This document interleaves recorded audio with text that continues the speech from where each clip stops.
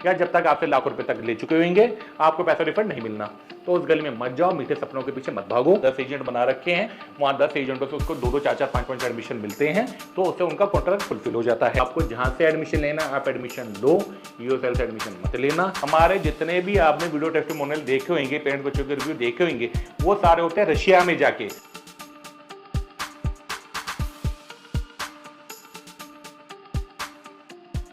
Hello everyone, welcome to Education Orbit USL India. This is Vipul Bharadwaj, founder of USL India. आज का topic होने वाला है थोड़ा सा एक इंफॉर्मेटिव टॉपिक है, जिसके अंदर मैं चाहता हूँ पेरेंट्स बच्चे जितने भी MBBS अब्रॉड का प्लान कर रहे हैं तो उनको इन पॉइंटर पर ध्यान देने की जरूरत है बिफोर चूजिंग एनी कंसल्टेंसी। किसी भी कंपनी के पास जाते हो, छोटे एजेंट पे जाते हो, बड़ी कंपनी के पास जाते हो, तो आपके माइंड में कुछ पॉइंट होने जरूरी हैं।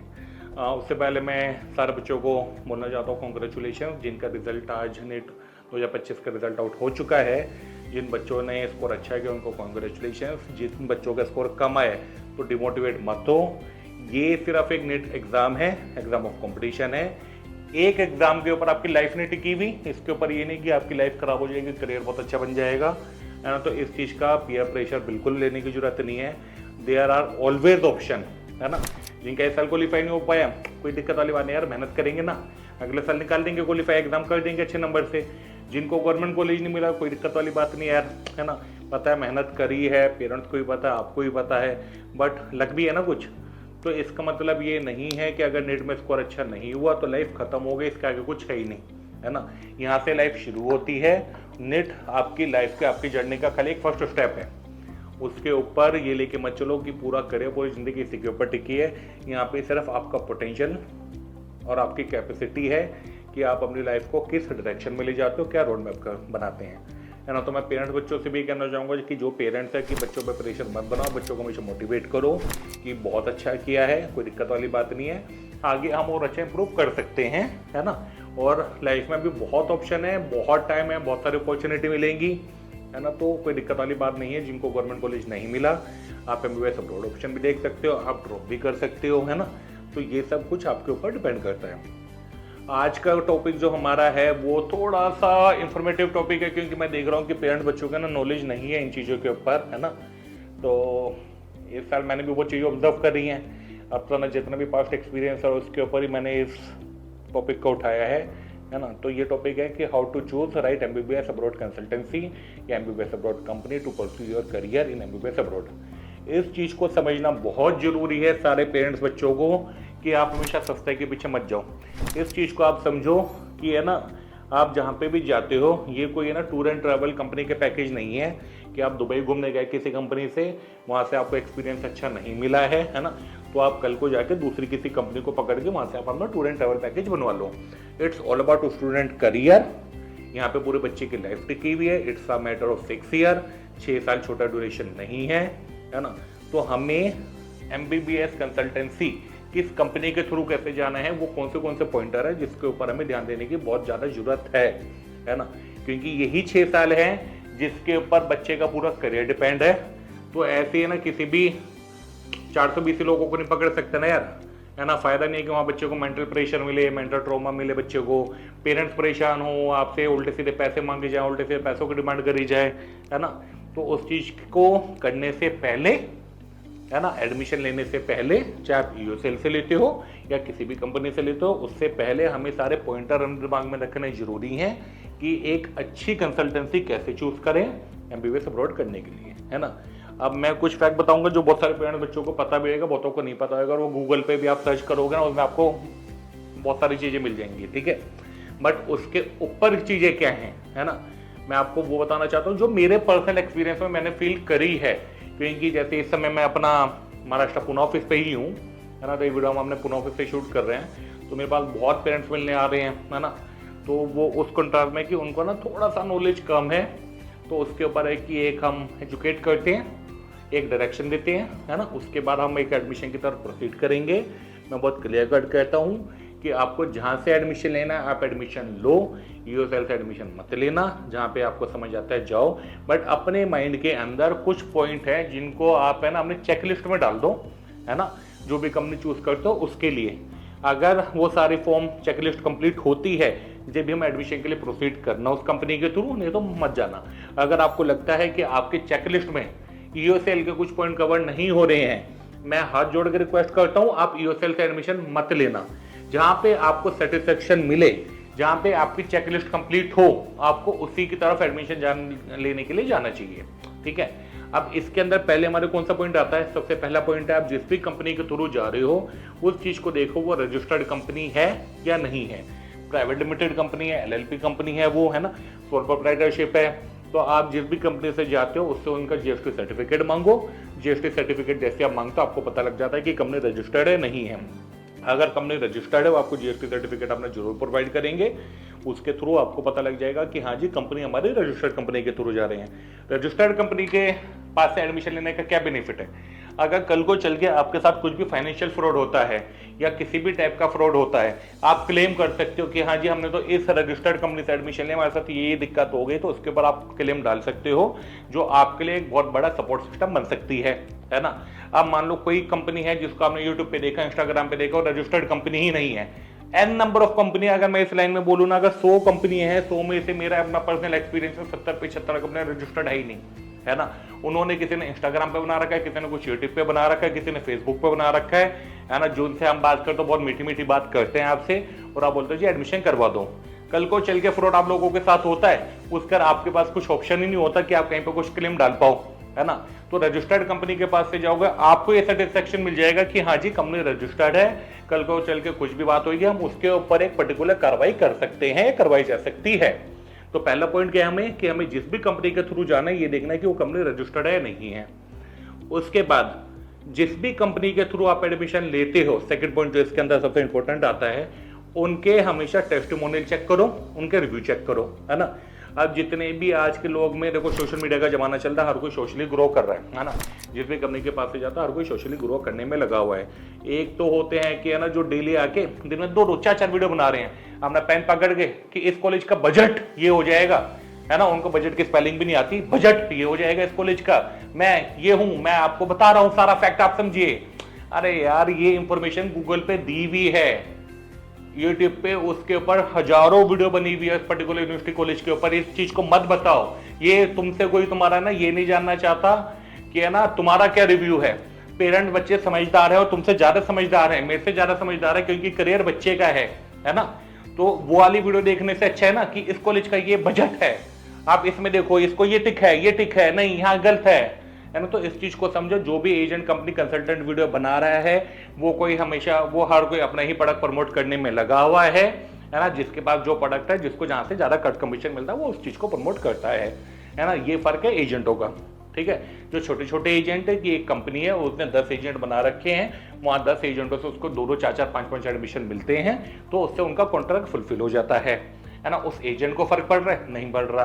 वो एजेंट को ना जो छोटा टूर एंड ट्रैवल कंपनी का, जो हम एक चीज बोल सकते हैं कि वो उसके ज्वाइनिंग में कुछ होएगा, मतलब मैं ये नहीं कह रहा टूर एंड ट्रैवल कंपनी है, एक मैं आपको खाली पॉइंट बता रहा हूँ कि उसको फर्क नहीं पड़ने वाला है ना, वो अपना कट कमीशन लेके साइड हो जाएगा। तो हमें हमेशा क्या देखना है, वीडियो टेस्टिमोनियल और पेरेंट्स बच्चों के रिव्यू, है ना। अब जिसने भी काम मार्केट में करा है ना, अब मान लो मैंने अच्छा काम किया मार्केट में, अगर मेरी कंपनी का एक सेल की रेपुटेशन है, तो उसमें हमने किस चीज के ऊपर काम शुरू किया था, रेवोल्यूशन हम किस पे लेके आए थे, और वही कॉन्सेप्ट आज के डेट में हर कोई कॉपी पेस्ट करने में लगा हुआ है। पहले लोग क्या करते थे, अपने ऑफिस ऑफ इंटरव्यू ले लेते थे कि जी आप यहाँ से एडमिशन ले रहे हो, आपको बहुत खुशी हो रही होगी, बताइए कैसा लग रहा है, फलाना ढिकाना, ब्ला ब्ला ब्ला ब्ला ब्ला ब्ला ब्ला, बहुत सारी चीजें वो बोलते थे। बट एक बार तो ना, जब तक बच्चा वहां पहुंचा ही नहीं है ना, तो आप उस बच्चे का रिव्यू कैसे जज कर सकते हो? वो जज ही नहीं हो सकता ना। तो हमेशा क्या है, जैसे इस साल हमने एक कॉन्सेप्ट शुरू किया और मेरे को लगता है हम आगे भी इसी को कंटिन्यू करने के मोड में चल रहे हैं, है ना। हमारे जितने भी आपने वीडियो टेस्टिमोनियल देखे होंगे, पेरेंट्स बच्चों के रिव्यू देखे होंगे, वो सारे होते हैं रशिया में जाके। और रशिया में भी कब किए हैं, जो इस साल के स्पेसिफिक डले हैं वो डले एक सेमेस्टर कंप्लीट होने के बाद, बेसिकली 5-6 महीने के बाद। तो इससे अपने को ये पता लग जाता है कि एक सेमेस्टर कंप्लीट हो गया है, कि ये बच्चा वहां पहुंचा है, कंपनी की क्या फैसिलिटी सर्विस है। अगर एक सेमेस्टर कंप्लीट होने के बाद भी कोई पेरेंट्स बच्चा उसका एक अच्छा रिव्यू दे रहा है ना, तो यानी उस कंपनी में दामाद ने कुछ ना कुछ काम करा है ना। ये लोग बेसिकली हम लोग करते हैं, बट हो सकता है और भी लोग कर रहे हैं, तो हम उसके ऊपर भी जा सकते हैं, ठीक है। अगर कोई भी ये बोलता ना कि जी देखो ऑफिस के इंटरव्यू देख लो, ये देख लो, फलाना देख लो, ठिकाना देख लो, बेकार है, कोई है ना दिन में सिर्फ 10-10, 50-50 वीडियो कॉलेजों के डाल रहा है, ये कर रहा है, तो यार वो कॉलेजों के वीडियो देखने से अच्छा है ना गूगल पे सर्च कर लेना, यूनिवर्सिटी की ऑफिशियल वेबसाइट खोल लेना, आपको वहां से ज़्यादा इन्फॉर्मेशन मिलने वाली है। ठीक है भाई। अब इसके अंदर अब हमें तीसरा कौन सा, पहला पॉइंट हमारा रजिस्टर्ड कंपनी, दूसरा वीडियो टेस्टिमोनियल, वो देखो कि वो वीडियो कब की डली हुई है, क्योंकि अगर कोई बच्चा इंडिया में है तो उसका रिव्यू लेने का कोई सेंस बनता ही नहीं, वो टोटली सेंसलेस है, वो मार्केटिंग गिमिक है। बच्चों का रिव्यू पता लगेगा बाद में हमेशा, है ना। इसके बाद तीसरा क्या करना है कि जिस चीज़ पे हमने इस पे काम किया है, फॉर एग्जांपल मैं इस समय पुणे में हूँ, ठीक है, या मान लो मैं दिल्ली हूँ, या किसी भी स्टेट में आपकी किसी भी एजेंट से बात चलती है, वो कहीं से भी बिलोंग करता है, आप बोलते हो जी सर आपका बहुत अच्छा काम है ना, तो आपको उसकी बात समझ आई, जो भी है, हो सकता है आपने जर्मन चीज़ बताई हो या शुगर कोड बताई हो, आप उससे हमेशा मांगो कि जो आपके पुराने बच्चे पढ़ रहे हैं उनका हमें डेटा चाहिए, उनका हमें रिकॉर्ड चाहिए कि हमारे यहाँ से कितने बच्चे गए हैं, है ना। फॉर एग्जाम्पल अगर मैं महाराष्ट्र में पुणे में हूँ या फिर मैं दिल्ली के अंदर हूँ, मैं महाराष्ट्र वाले पेरेंट्स को बोलता हूँ कि आपको मैं रेफरेंस दे रहा हूँ, मैंने आपको रेफरेंस दे दी बिहार की, है ना, या मैंने आपको रेफरेंस दे दी कश्मीर की, या दे दी कर्नाटका की, है ना, तो आपका तो वहाँ रीच ही नहीं है ना, तो आप उससे बात करोगे, वो आपको जो भी एक्सपेक्ट जो भी चीज़ बोली जाएगी आपको सुनोगे, आप कहोगे जी एडमिशन करवा दो।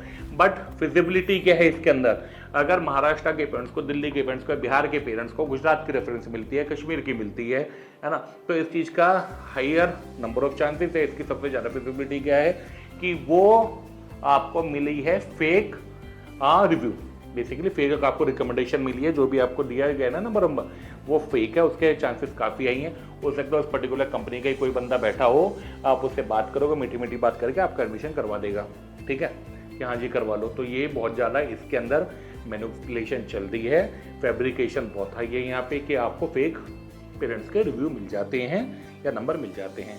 तीसरा चौथा चीज़ इसके अंदर ये देखो कि जब आपको पेरेंट्स के रिव्यू मिले हैं, जो आपको आसपास के नंबर मिले हैं, वो हमेशा पेरेंट्स के नंबर लेना, बच्चों के मत लेना। पेरेंट्स से पूछना कि आपका कंपनी को लेके क्या फीडबैक रहा है ना। रीजन क्या है कि अगर जैसे कि हम अगर किसी बच्चे से लिया, तो मैंने भी बहुत देखा है कि भतेरे बच्चे होते हैं जिनको ना पे मीठा मीठा बोला जाता है ना, या बच्चों को पैसों का लालच लग जाता है। मेरे पास भी आता है, मेरी कंपनी के पास भी आता है, हर कंपनी के पास जाते हैं कि भैया 2 एडमिशन है, 4 एडमिशन है, 20,000 दे देना, 30,000 रुपये दे देना, है ना। अगर वो कंपनी वाला नहीं देगा तो वो किसी और के पास चला जाएगा, तो कहीं ना कहीं बिजनेस लॉस होता है। तो ना हमेशा पेरेंट्स का रिव्यू इसलिए लो क्योंकि पैसा पेरेंट्स ने खर्च करा है, बच्चे ने थोड़ा पैसा खर्च करा है, तो आपको पेरेंट्स ज़्यादा अच्छा बता पाएंगे कंपनी का फीडबैक क्या रहने वाला है, ठीक है। अब ये चीज़ें हो गई, इसके ऊपर हम चलते हैं जो हमारा चौथा 5 पॉइंट वटेवर जो भी है।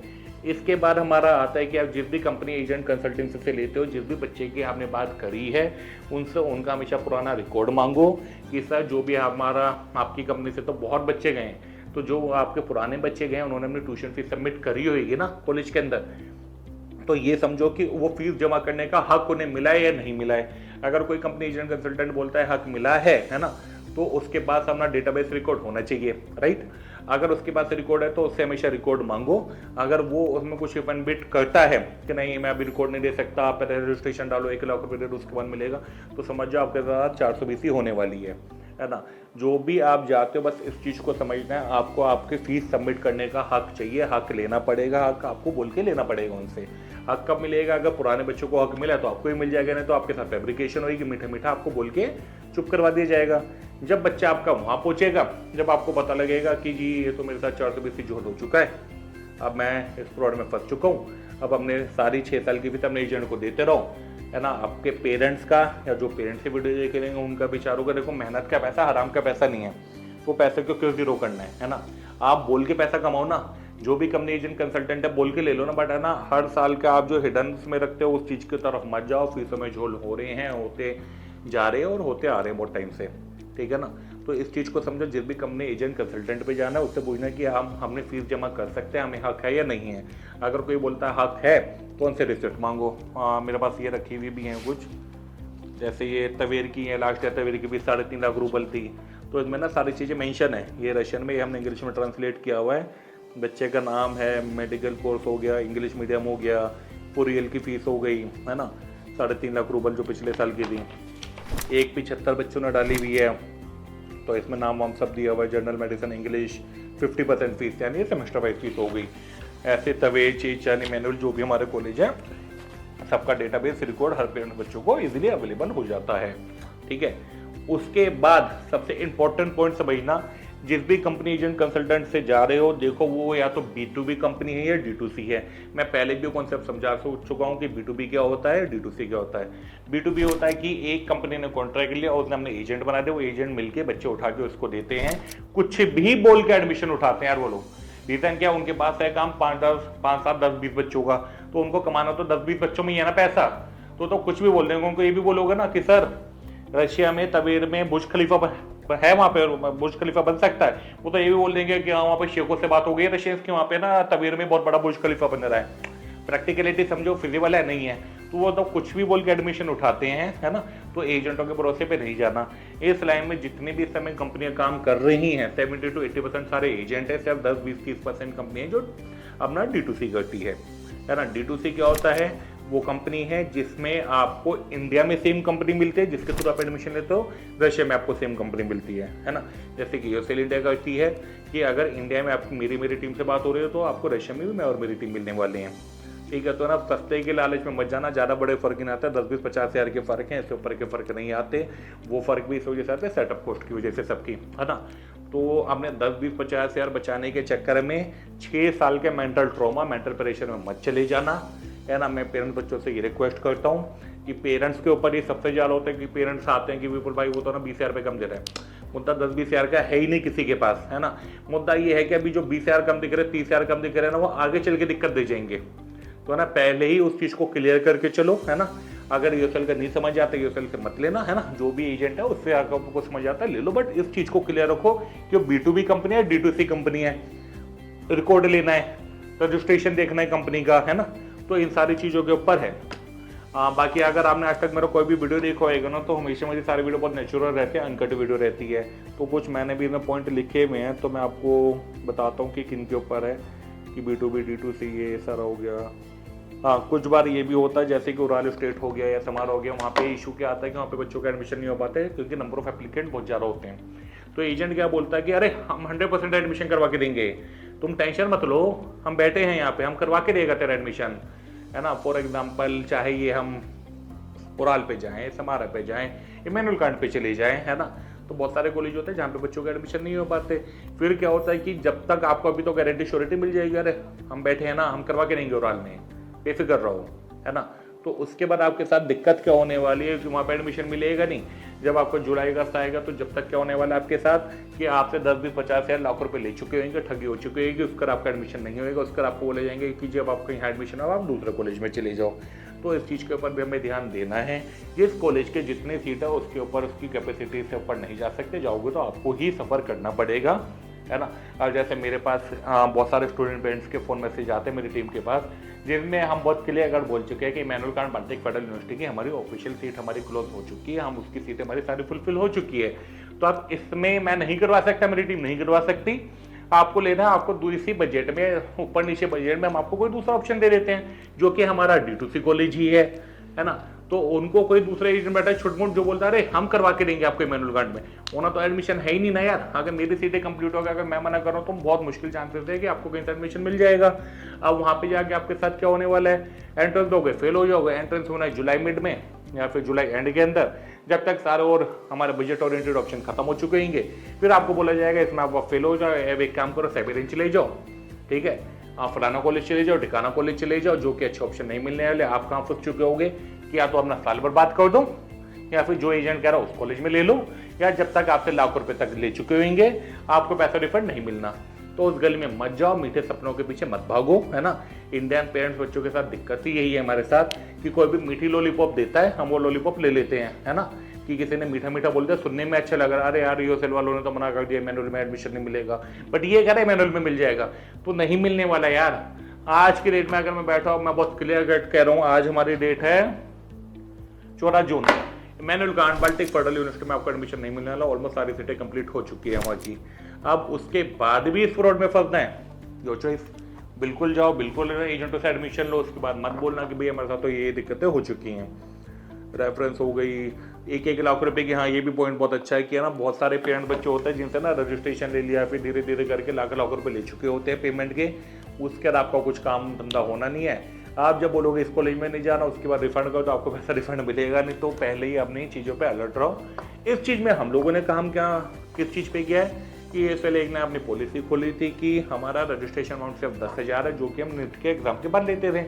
उसके बाद हम पेरेंट्स बच्चों को बोलते आपको एक सिंगल पेन ही देने की जरूरत नहीं है। जब आपका सारा काम हो जाएगा, जिस दिन फ्लाइट होगी उससे एक हफ्ते पहले आपको पेमेंट क्लियर करनी है। तो इससे क्या होगा कि पेरेंट्स को फाइनेंशियल सपोर्ट मिल गया, मतलब फाइनेंशियल सिक्योरिटी मिल गई कि 10,000 का रजिस्ट्रेशन, वो भी किसमें, कंपनी के करंट अकाउंट में, है ना। आपके पास कंपनी का अकाउंट हो गया, 10,000 का रजिस्ट्रेशन हो गया, जो बहुत बड़ा अमाउंट नहीं है। सारी इन्वेस्टमेंट यूएसएल कर रही है ना। जब आपका सारा काम हो जाएगा, जिस दिन फ्लाइट होगी, जब जाना, तो मेरे को नहीं लगता कि इससे ऊपर 360 डिग्री में आपको कुछ मिलेगा for safety security for good option, है ना। कि B2B कंपनी मिल गई और D2C कंपनी मिल गई। इंडिया में हमें, रशिया में हमें पेमेंट सिक्योरिटी हम लोगों ने कर दी, है ना। आपके साथ सारी इन्वेस्टमेंट हम लोगों ने कर दी। तो इसके ऊपर मेरे को नहीं लगता, हाँ, हम आपको आपकी फीस जमा करने का हक दे रहे हैं कि इसके ऊपर आपको कुछ अलग चाहिए होगा। मेरी हमेशा बैकएंड टीम रहते, बैकएंड सपोर्ट रहता, तो ये भी हमारे बहुत सारे एजेस हैं और बहुत सारे एजेस हैं इसके ऊपर भी हमारे, जो कभी आप कनेक्ट करेंगे जब आपको पता लग जाएगा, है ना। अब मैं वीडियो में कितना ही बताऊं।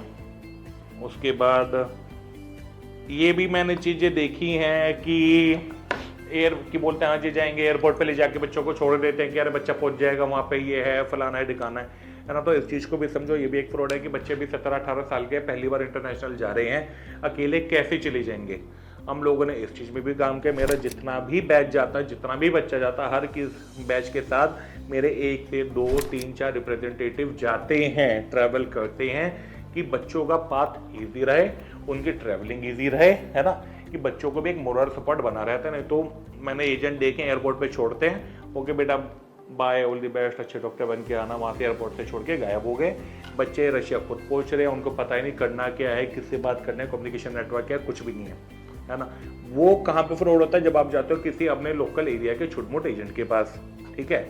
इसके ऊपर अगर मैं जाऊँ और कौन से पॉइंट है इसमें बताने लायक, हाँ, ये चीज़ भी हुई है कि आपको स्टार्टिंग में, अरे यूएसएल वाले से बात हुई है, अच्छा उन्होंने इतने का पैकेज दिया है, हमसे सस्ता पैकेज दिखा के आपको दे देंगे, आपसे लाख रुपए ले लेंगे, या जो भी अमाउंट होगा आपसे ले लेंगे, बाद में आपके पैकेज बढ़ा देंगे, या तो वहाँ जाके पैसे ले लेंगे या यहाँ पे बढ़ा देंगे, या फिर जो आपको कॉलेज प्रॉमिस किया है कि अगर यूएसएल ने बोले कि हम तवेर में इतने में करवाएंगे, तो बोलेंगे अरे हम तो इतने में करवा देंगे। जब आपके 2-4 महीने निकल जाएंगे, फिर आपको लेंगे जी तवेर में एडमिशन हो रहा, आप इस फलाने ठिकाने कॉलेज में चले जाओ। तो ये भी बहुत बड़ा झोल हो रहा है ना, कि सस्ता दिखाते हैं, हो जाता है, उसके बाद आपको वहाँ पे चीज़ें नहीं मिलने वाली। तो मेरे ख्याल से ये सारे पॉइंट हैं, 8-9-10 पॉइंट होंगे, वटेवर जो भी है, जो हमें हमेशा याद रखने हैं while choosing the right MBBS abroad consultancy. जिस भी कंपनी के थ्रू हमें एमबीबीएस अब्रॉड करने जाना है, जिस भी कंट्री में हमें जाना है, तो इन सारे पॉइंटों के आप चेकलिस्ट बना सकते हो, जिसके थ्रू आपको पता लग जाएगा कि आपके लिए कौन सा ऑप्शन ज़्यादा अच्छा है, कौन सा ऑप्शन ज़्यादा ऑप्टिमाइज है ना, कि कैसे कैसे हमें आगे प्रोसीड करना है।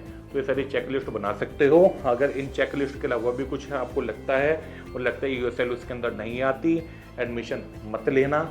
जहाँ पे आपको सेटिस्फेक्शन मिलती है कि हाँ जी यहाँ पे सारी चीज़ें मेरी फुलफिल हो रही हैं, हम वहीं से एडमिशन प्रोसेस करेंगे।